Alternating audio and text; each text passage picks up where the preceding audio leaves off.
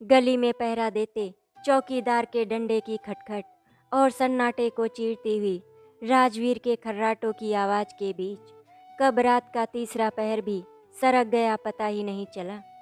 पल पल उधेड़ बुन में डूबा दिमाग और आने वाले कल में होने वाली संभावनाओं से आशंकित मन पर काबू रखना मेरे लिए संभव नहीं हो पा रहा था। मैं लाख कोशिश करती, फिर भी 2 दिनों पहले वाला प्रसंग आंखों के सामने उभर ही आता था। उन तल्ख तेजाबी बहसों और तर्क कुतर्क के पैने कंटीले झाड़ की चुभन से खुद को मुक्त करने का प्रयास करती तो एक ही प्रश्न मेरे सामने अपना विकराल रूप धारण करके खड़ा हो जाता। क्या खूनी रिश्तों के तार तार होने का सिलसिला उम्र के किसी भी पड़ाव पर शुरू हो सकता है?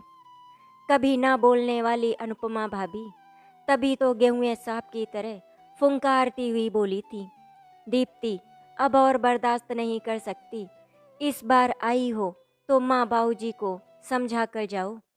उन्हें रहना है तो ठीक से रहें, वरना कोई और ठिकाना ढूंढ ले। कोई और ठिकाना बाबूजी के पास तो ना प्लाट है ना ही कोई फ्लैट, बैंक में भी बस मुट्ठी भर रकम होगी, बस इतनी जिससे 1-2 महीने पेंशन ना मिलने पर भी गुजर बसर हो सके। कहाँ जाएंगे बेचारे? भाभी के शब्द सुनकर कुछ क्षणों के लिए जैसे रक्त प्रवाह थम सा गया था। जिस बहू का आंचल कितनी ही व्यस्तताओं के बावजूद कभी सिर से सरका नहीं हो, जिसने ससुर से तो क्या घर के किसी भी सदस्य से खुलकर बात नहीं की हो, वो यूं अचानक अपनी ननद से मुंहजोरी करने का दुस्साहस भी कर सकती है। मैं पलटकर भाभी के प्रश्न का मुंह तोड़ जवाब देने ही वाली थी कि माँ ने बीच बचाव सा किया था। बहू, ठीक ढंग से तुम्हारा क्या मतलब है? मकान का पिछला हिस्सा खाली करके इन्हें हमारे साथ रहना होगा। भाभी ने अपना फैसला सुनाया। उस हिस्से का क्या करोगे? अपनी ऊंची आवाज़ में मैंने भाभी के स्वर को दबाने की पुरजोर कोशिश की तो जोर जोर से चप्पल फटकारते हुए वे मेरे कमरे से बाहर चली गई। मैंने एक नज़र विवेक भैया पर डाली कि शायद पत्नी की ऐसी हरकत उन्हें शर्मनाक लगी हो, पर वो मेरा कोरा भ्रम था। भैया की आवाज़ तो भाभी से भी बुलंद थी। किराए पर देंगे और क्या करेंगे? इस मकान को बनवाने के लिए बैंक से इतना कर्ज लिया है, उसे भी तो उतारना है। कोई पुरखों की ज़मीन जायदाद तो है नहीं, किराए पर ही देना है तो हमसे किराया ले लो। मैं अपना चौका ऊपर ही समेट लूँगी। अपने घुटनों को सहलाती हुई माँ बेटे के मोह में इस कदर फंसी हुई थी कि इस बात की तह तक पहुँच ही नहीं पा रही थी कि उन्हें घर से बेघर करने में भाभी को भैया का पूरा साथ मिला हुआ है। पथराए से बाबूजी चुपचाप पलंग के एक कोने पर बैठे बेमकसद एक ही तरफ देख रहे थे। कुल मिलाकर 2,000 रुपये तो पेंशन के मिलते हैं, उतना तो आपका निजी खर्चा है। मकान के उस हिस्से से तो 3,000 रुपये की उगाही होगी। भैया ने भाभी की आवाज़ में आवाज़ मिलाई तो बाबूजी अपने बेटे का चेहरा देखते रह गए थे। उनका पूरा शरीर कांप रहा था। जब पूत ही कपूत बन जाए तो उस पराये घर की बेटी को क्या कहा जा सकता है? फुसफुसाती हुई माँ की आवाज़ भीग गई। वे रोते रोते भी बाबूजी से उलझ पड़ी। इसीलिए तो तुमसे कहती थी 4 पैसे बुढ़ापे के लिए संभाल कर रखो, पर तुमने कब सुनी मेरी? अब देख लिया अपनी औलाद भी किस तरह मुंह फेरती है। मैं माँ की बात और नहीं सुन पाई थी। पूरा माहौल तनाव भरा हो गया था। अगले दिन चुपचाप अपने घर लौट आई थी। अब वहाँ कहने सुनने के लिए बचा ही क्या था? अब तो सारे रिश्ते ही झूठे लग रहे थे। शाम को मैं चौके में चाय बनाने के लिए घुस गई थी। मन मस्तिष्क जैसे बस में ही नहीं थे। काफ़ी समय बीत जाने के बाद भी जब चाय नहीं बन पाई तो राजवीर खुद ही चौके में आ गए थे। एक प्याली मुझे देकर दूसरी प्याली हाथ में लेकर अम्मा के पास जाकर अखबार खोलकर बैठ गए। सुबह के कुछ घंटे अम्मा के साथ बिताना उनकी आदत में है, इसीलिए तो मैंने उन्हें श्रवण कुमार का नाम दिया था। चौके से बाहर निकलकर मैं कुछ काम निपटाने के लिए यहाँ वहाँ घूम रही थी, पर मन तनाव की गिरफ्त में था। भाभी के बर्ताव का डंक मेरे मन में बुरी तरह चुभा हुआ था। भाभी तो पराये घर की हैं, पर भैया को क्या हुआ? वे तो सबकी इज्जत करते थे, फिर ये क्यों बदलाव आया? न जाने कब आंखों के आगे अंधेरा सा छा गया और मैं गस खाकर गिर पड़ी। आंख खुली तो अम्मा मेरा माथा सहला रही थी। बदहवास से राजवीर मेरी आंखों पर पानी की छींटे डाल रहे थे। क्या बात है दीप्ति, कुछ परेशान दिख रही हो? इन्होंने पूछा। नहीं, कुछ भी तो नहीं। चालाकी से मैंने अपना दुख छिपाने की नाकाम सी कोशिश की, पर पूरे शरीर का तो खून ही जैसे किसी ने निचोड़ लिया था। राजवीर अस्वस्थ नहीं हुए थे। देखो दीप्ति, सुख बांटने से बढ़ता है, दुख बांटने से कम होता है। हम तुम्हारे अपने ही तो हैं, कुछ कहती क्यों नहीं? मैं सोचने लगी कि राजवीर जैसे लोग कितने सुखी रहते हैं, बिना किसी गिले शिकवे के जिंदगी में आए उतार चढ़ावों को स्वीकार करते चले जाते हैं। लेकिन हमारे जैसे लोग हर रिश्ते को कसौटी पर ही परखते रह जाते हैं। जिंदगी में जो पाया है उससे संतुष्ट नहीं होते। कुछ और पाने की लालसा में जो कुछ पाया है उसे भी खो देते हैं। अपराध बोध मन पर हावी हो उठा था। राजवीर के कसे हुए तेवरों में दोस्ती की परछाई थी, फिर भी विश्वास करने को जी नहीं चाह रहा था। अपने अभिभावकों के पक्षधर बने रहने वाले राजवीर को भला मेरे मायके वालों से क्यों सहानुभूति होने लगी? आज भी यदि अम्मा और मुझे एक ही तुला पर रखकर तौला जाए तो शायद राजवीर की नज़रों में अम्मा का ही पलड़ा भारी होगा। एक नज़र अम्मा को देखा था।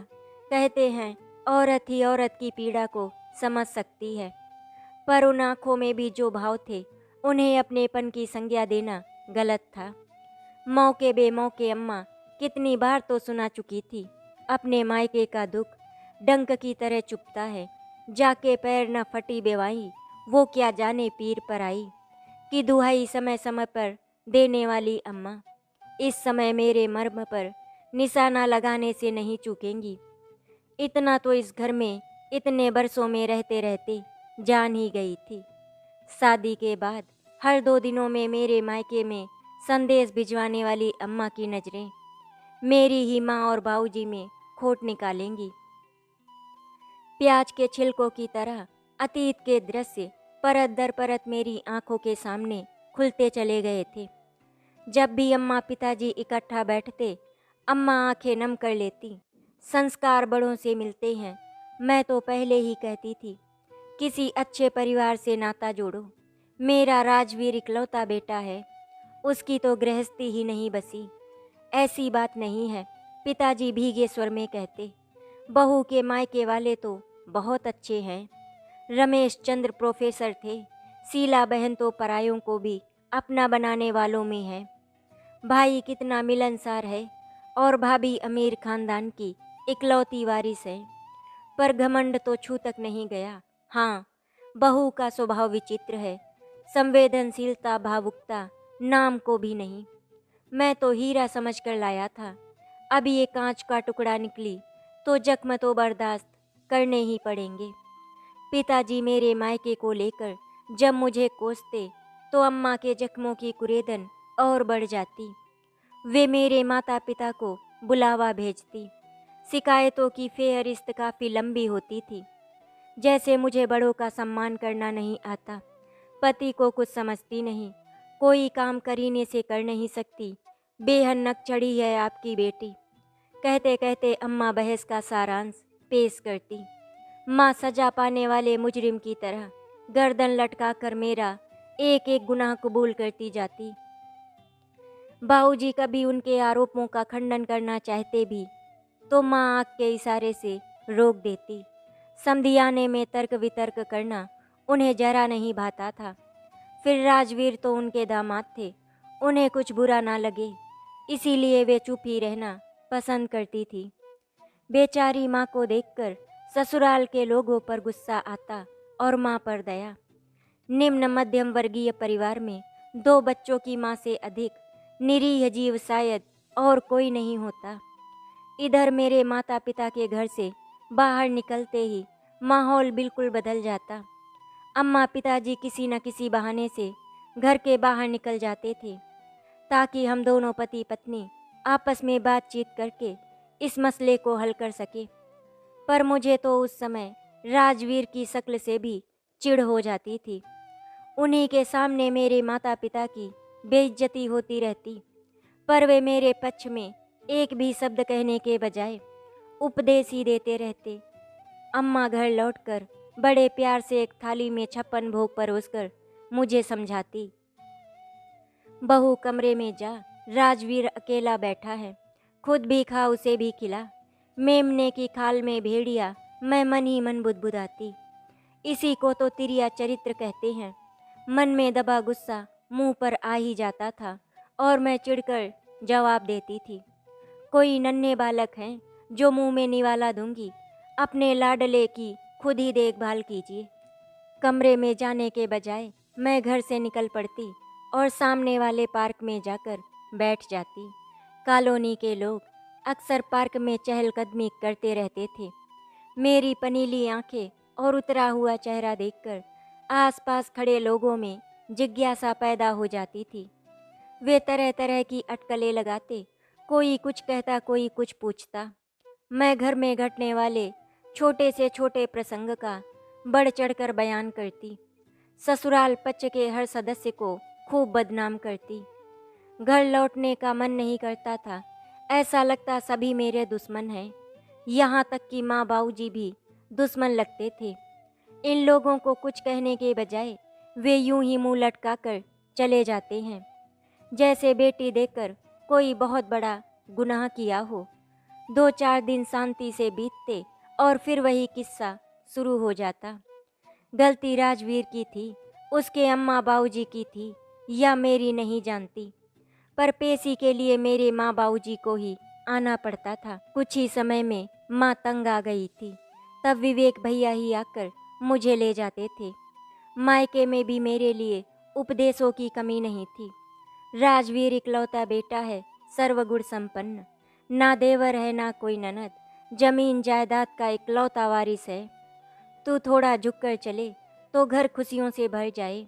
माँ, अगर तुम चाहती हो कि बेजबान गाय की तरह खूंटे से बंधी जुगाली करती रहूं, तो तुम गलत समझती हो। यहाँ वहाँ डोलती भाभी मेरे मुख से निकले हर शब्द को चुपचाप सुन रही होंगी। इस ओर कभी ध्यान ही नहीं गया, क्योंकि उनके हाव भाव देखकर जरा भी एहसास नहीं होता था कि मेरे शब्दों ने उन पर कोई प्रभाव भी छोड़ा होगा। माँ अकेले में मुझे समझाती, पगली, समझौता करना औरत की ज़रूरत है। अपनी भाभी को देख, लाखों का दहेज लाई है। हमने तो तुझे 4 चूड़ियों और लाल जोड़े में ही विदा कर दिया था। तब मैं दांत पीस कर रह जाती। कैसी माँ है, बेटी के प्रति जरा भी सहानुभूति नहीं। माँ जाती तो बाबूजी मेरे पास आकर बैठ जाते, मेरे सिर पर हाथ रखकर कहते, चिंता मत कर दीप्ति, मैं जब तक जिंदा हूँ तेरा कोई बाल भी बाका नहीं कर सकता। न जाने कैसे लोगों से पाला पड़ा है, लोग बहू को बेटी की तरह रखते हैं और ये लोग। बाबूजी के शब्दों से ऐसा लगता था जैसे डूबते को एक सहारा मिला हो। कोई तो है जो मेरा अपना है, सोचते हुए मैं समर्पित भाव से चौके में जाकर बाबूजी की पसंद के पकवान बनाकर उन्हें आग्रहपूर्वक खिलाती। राजवीर की कमाई से जोड़ी हुई रकम से मैं भाभी के साथ बाजार जाकर उनके लिए कोई अच्छा सा उपहार ले आती थी। बाबूजी तब मुझे खूब दुलारते। कितना अंतर है बेटे और बेटी में। दीप्ति मुझे कितना मान देती है। अप्रत्यक्ष रूप से दिया गया ये उपालंब भैया भाभी हम सबसे नजरें चुराते हुए ऐसे झेलते थे जैसे उन्होंने कोई कठोर अपराध किया हो। मुझे लगता माँ भी बाबूजी की तरह ही क्यों नहीं सोचती। वे तो मेरी जननी हैं, उन्हें तो बेटी के प्रति और भी संवेदनशील होना चाहिए था। अपरिपक्वता की दहलीज पर कुलांचे बढ़ता मन सोच ही नहीं पाया कि माँ की भी तब अपनी मजबूरी रही होगी। महंगाई के ज़माने में पति की सीमित आमदनी में से 2 बच्चों की परवरिश करना कोई हंसी खेल तो नहीं था। घर के खर्चों में से इतना बचता ही कहाँ था जो अपनी बीए पास बेटी के लिए दहेज की रकम जुटा पाती। एक एक पैसा सोच समझकर खर्च करने वाली माँ कभी कभी एक रूमाल और चप्पल लेने के लिए भी तरसा देती थी। फैशनेबल पोशाकों में लिपटी हुई अपनी सहपाठिनों को देखकर मेरा मन तड़पता तो जरूर था, पर कुछ भी नहीं हो पाता था। अभावों के शिलाखंड तले दबा कुचला बचपन धीरे धीरे सरकता चला गया और मुझे यौवन की सौगात थमा गया। बचपन में मिले अभावों ने मेरे मन में कुंठा की जगह ऊंची इच्छाओं को जन्म देना शुरू कर दिया था। मैं बेहद महत्वाकांक्षी हो उठी थी। कल्पनाओं के संसार में मैंने रेशमी परिधानों से सजे सवरे ऐसे धनवान पति की छवि को संजोया था जिसके पास देसी विदेशी डिग्रियों के अंबार हों, नौकरों की फौज हो, आलीशान बंगला हो, गाड़ियां हों। सास के रूप में ऐसी चुस्त दुरुस्त महिला की कल्पना की थी जो क्लबों में जाती हो, किटी पार्टियों में रुचि लेती हो, सिगार के कस लेते हुए ससुर पार्टियों में ही बिजी रहते हों। कुल मिलाकर मैंने बेहद संभ्रांत ससुराल की कल्पना की थी। कहते हैं जीवन में जब कुछ भी नहीं मिलता तो बहुत कुछ पाने की लालसा मन में इतनी तेज हो उठती है कि इंसान अपनी औकात, अपनी सीमाओं तक को भूल जाता है। तभी तो साधारण से व्यक्तित्व वाले बीए पास राजवीर, जिनके पास ओहदे के नाम पर लोअर डिवीजन क्लर्क के लेबल के अलावा कुछ भी नहीं था, मुझे जरा भी आकर्षित नहीं कर पाए थे। उस पर उनका इकलौता होना मुझे इस बात के लिए हमेशा आशंकित करता रहा था कि हो ना हो इन लोगों की उम्मीदें मुझसे बहुत अधिक होंगी। मेरे विरोध के बावजूद माँ बाबूजी ने इस रिश्ते के लिए हामी भर दी और मैं राजवीर की दुल्हन बनकर इस घर में आ गई। ऐसे तो कमी इस घर में कोई भी नहीं थी। शिक्षित परिवार ना सही, जमीन जायदाद सब कुछ था। यहाँ तक कि मुँह दिखाई की रस्म पर पिताजी ने गाड़ी की चाबी मुझे दे दी थी, पर मेरा मन परेशान था। हीरे चांदी की चकाचौंध और सोने नगीने की खनक तो राजवीर के पिता की दी हुई है, उसका अपना क्या है। वेतन भी इतना कि ऐसो आराम के साधन तो दूर की बात, मेरे लिए अपनी ज़रूरतें पूरी करना भी मुश्किल था। मैं हर समय चिढ़ती कुढ़ती रहती। सास ससुर को बेइज्जत करना और पति की अनदेखी करना मेरी दिनचर्या में शामिल हो गया था। शुरू में तो राजवीर कुछ नहीं कहते थे, पर जब पानी सिर से ऊपर चढ़ने लगा तो फट पड़े थे। तुम कोई महारानी हो जो हमेशा लेटी रहो और माँ सेवा करती रहे? क्या मतलब मैं तन गई थी? मतलब ये कि घर की बहू हो, घर के काम काज में माँ की मदद करो। क्यों, क्या मेरे आने से पहले तुम्हारी माँ काम नहीं करती थी? मैंने महाभारत शुरू होने की पूर्व सूचना सी दी थी। तब और अब में फ़र्क है। जब कोई सामने होता है तो उम्मीद होती ही है। मेरी माँ तो मेरी भाभी से जरा भी उम्मीद नहीं करती। तुम्हारे घर के रिवाज इतने विचित्र क्यों हैं? तुम्हारी भाभी नौकरी करती हैं, आर्थिक रूप से तुम्हारे परिवार की सहायता करती हैं। राजवीर ने गुस्से से मेरी ओर देखा तो मैं समझ गई कि काम तो मुझे करना ही पड़ेगा, पर इतनी जल्दी मैं झुकने को तैयार नहीं थी। खामोश नदी में पत्थर फेंकना मुझे भी आता था। मैं मुस्तैदी से काम में जुट गई। सास चाय बनाती, मैं चीनी उड़ेल देती। पिताजी या राजवीर मीन मेक निकालते तो फिर मैं अम्मा का नाम लगा देती। एक दिन मैंने सब्जी को इतने छोटे छोटे टुकड़ों में काट दिया कि अम्मा परेशान हो उठी। फिर तो आरोप प्रत्यारोप का सिलसिला शुरू हो गया। मैंने हर आरोप का मुंह तोड़ जवाब दिया। घात लगाकर हर समय आक्रमण की तैयारी में मैं लगी रहती। क्या मजाल जो कोई थोड़ी सी भी चू चपड़ कर ले।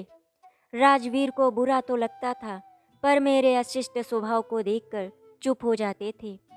जल्द ही सास भी समझ गई कि एक म्यान में 2 तलवारें नहीं रह सकती। सास ससुर दोनों ने खुद को एक कमरे में समेट लिया। घर में अब मेरा एक छत्र राज था। अपनी मर्जी से पकाती घूमती फिरती, घर में खूब मित्र मंडली जमती थी। कुल मिलाकर आनंद ही आनंद था। अपने रण क्षेत्र में विजय पताका फहराकर मैंने भाभी को फ़ोन किया। मजे ले लेकर खूब किस्से सुनाए। भाभी तब तो चुपचाप सुनती रही थी, पर जब मैं माँ के पास गई तो उन्होंने ज़रूर कुरेदा था। क्या बात है दीप्ति, बहुत खुश दिखाई दे रही हो। भाभी, घर का हर आदमी अब मेरे इशारों पर नाचता है। क्या मजाल जो कोई उब कर जाए। घर का खर्चा भी तुम्हारे ही हाथ में होगा। उनकी जिज्ञासा और बढ़ गई थी। ससुर जी पूरी पेंशन मेरे हाथ पर रख देती हैं। तुम तो जानती ही हो, राजवीर की तनख्वाह तो इतनी कम है कि राशन का खर्चा भी नहीं निकल सकता। अपनी पूरी तनख्वाह माँ की हथेली पर रखने वाली भाभी के मन में ईर्ष्या के बीज अंकुरित हो चुके थे। मैं तब भला कहाँ जान पाई थी। भाभी बस एक ही बात खटकती है। मैंने मुंह लटका लिया। वो क्या, राजवीर की मुंह बोली बहन जब तक आ टपकती है। अपने सगे संबंधी भी कभी बुरे लगते हैं। उनसे तो घर भरा भरा लगता है। अपने सुखी संसार पर कलह के बादलों का पूर्वानुमान होते देख माँ ने जैसे मुझे आगाह किया था। पर सीख तो उसी को दी जाती है जो सीखना चाहे। मैं तो सिखाना चाहती थी। घर तो भरा रहता है, पर आओ भगत भी तो करनी पड़ती है। खर्चा होता है सो अलग। माँ जैसे सकते में आ गई थी। हर सगे संबंधी का आदर सत्कार करने वाली माँ को बेटी के कथन में परायेपन की बू आ रही थी। अपना मत व्यक्त करके मैं तो लौट आई थी। मेरे विवाह को 3 वर्ष हो गए थे। घर में नया मेहमान आने वाला था। सभी खुश थे। अम्मा राजवीर की माँ मेरी खूब देखभाल करती। जी जान से वे नन्हे शिशु के आगमन की तैयारियों में जुटी हुई थी। किस समय किस चीज़ की ज़रूरत होगी, इसी उधेड़ बुन में उनका पूरा समय निकल जाता था।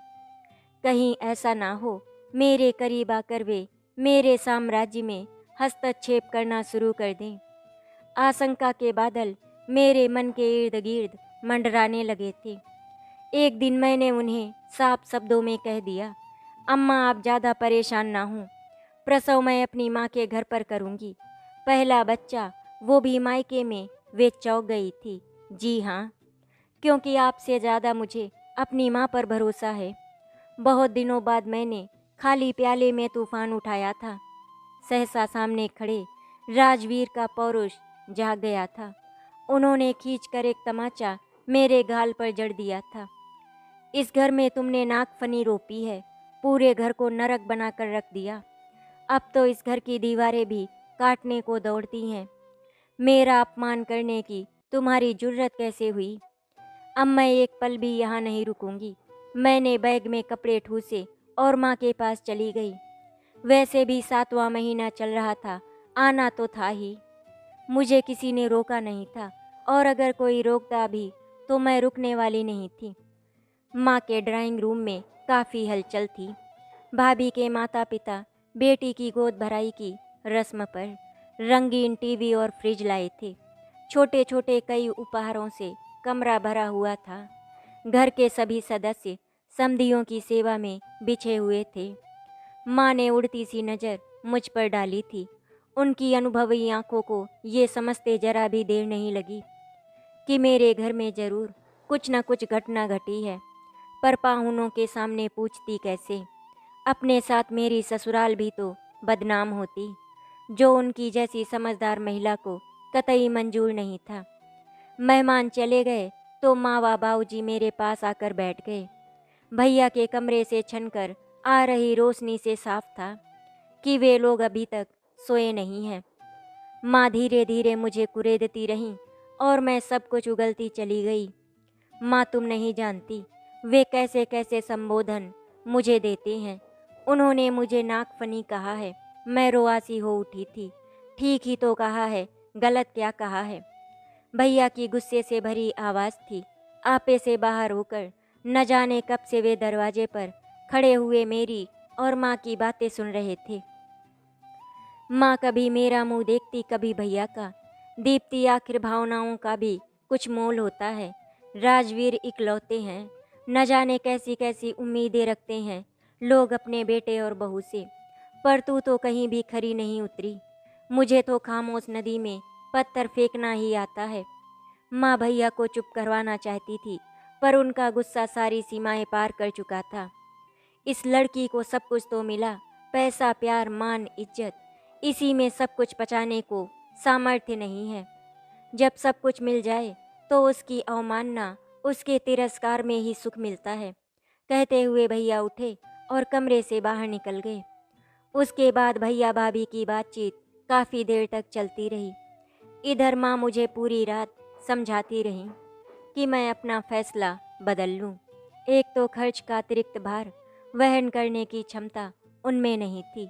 जो कुछ करना था भैया भाभी को ही करना था। दूसरे बढ़े हुए काम का बोझ उठाने की हिम्मत भी उनके कमज़ोर शरीर में नहीं थी। भैया भाभी के बदले हुए तेवरों में उन्हें आने वाले तूफान की संभावना दिखाई दे रही थी। पर मैं टस से मस नहीं हुई। राजवीर की मार से कुछ भी अपने लिए करवाने का मतलब था अपने ही पांव पर कुल्हाड़ी मारना। दूसरे ही दिन राजवीर के पिता का फ़ोन आया था। बच्चे हैं, नोक झोंक तो आपस में चलती ही रहती है। बहू से कहिए सामान बांध ले और घर लौट आए। पर मैं तो विष की बेल बनी हुई थी, ना जाना था ना ही गई। पूरा दिन आराम करती, ना हिलती ना डुलती। माँ की भी उम्र हो चली थी, कितना कर पाती। भाभी पूरा दिन दफ्तर में काम करती और लौटकर माँ का हाथ बटाती। मैं भाभी को सुनाकर माँ का पक्ष लेती। माँ बेचारी कितना काम करती हैं। एक मेरी सास है, राजरानी की तरह पलंग पर बैठी रहती हैं। माँ से सहानुभूति जताते हुए मेरी आंखों में आंसुओं की अविरल धारा फूट पड़ती थी। माँ मुझे दुलारती रहती, पर इस बीच भाभी मैदान छोड़कर चली जाती थी। काफ़ी दिनों तक उनका मुंह दुखरा रहा था। नन्हे अभिनव के आगमन पर सभी मौजूद थे। उसे देखते ही राजवीर की माँ निहाल हो उठी थी। हूबहू राजवीर की तस्वीर है, वैसे ही नाक नक्श, उतना ही उन्नत मस्तिष्क, वही गेहुआ रंग। सूरत चाहे राजवीर से मिले, पर सीरत मुझसे ही मिलनी चाहिए। मैंने बेवकूफ़ी भरा उत्तर दिया और अपने गंदे तरीके पर राजवीर की नाराज़गी की प्रतीक्षा करने लगी। पर उन्होंने कुछ नहीं कहा था। पोते को दुलारने के लिए बढ़े अम्मा के हाथ खुद ब खुद पीछे हट गए थे। मैं मन ही मन विजय पताका लहराकर मुस्कुरा रही थी।